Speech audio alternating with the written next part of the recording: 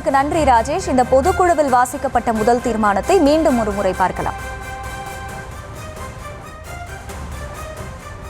பாட்டாளி மக்கள் கட்சியினுடைய தலைவர் உள்ளிட்ட அனைவருக்கும் வணக்கத்தை தெரிவித்துக் கொண்டு,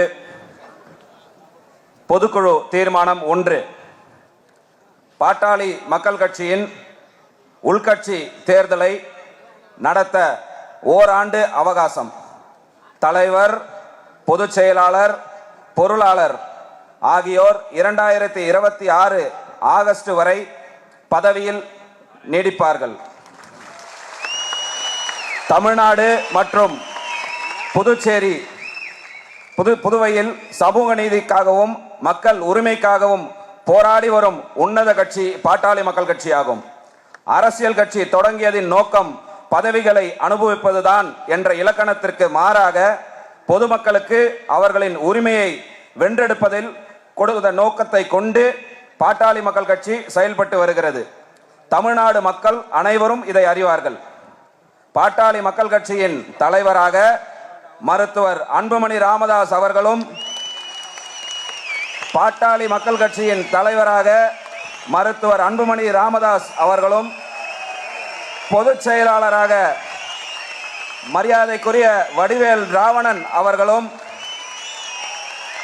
பொதுச் செயலாளராக மரியாதைக்குரிய வடிவேல் ராவணன் அவர்களும், பொருளாளராக மரியாதைக்குரிய மா திலகபாமா அவர்களும்,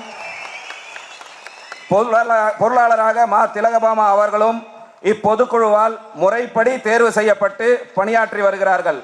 அவர்களின் செயல்பாடுகள் மீது பாட்டாளி மக்கள் கட்சி முழு நம்பிக்கை கொண்டுள்ளது. பாட்டாளி மக்கள் கட்சியின் அமைப்பு விதி எண் 26.2 படி கட்சியின் அனைத்து அமைப்பு பொது தேர்தல்களும் இயல்பாக 3 ஆண்டுகளுக்கு ஒரு முறை நடத்தப்பட வேண்டும். ஆனால் 2026 ஆண்டில் தொடக்கத்தில் தமிழ்நாடு சட்டமன்ற பேரவைக்கு சட்டமன்ற தேர்தல் எதிர்கொள்வதால் தான் நாம் அனைத்து நிலை நிர்வாகிகளும் சட்டமன்ற தேர்தலை எதிர்கொள்வதில் தான் தீவிரமாக செயல்பட வேண்டியிருக்கிறது என்பதால் பாட்டாளி மக்கள் கட்சி உட்கட்சி தேர்தலை உடனடியாக நடத்துவதற்கான வாய்ப்பு இல்லை.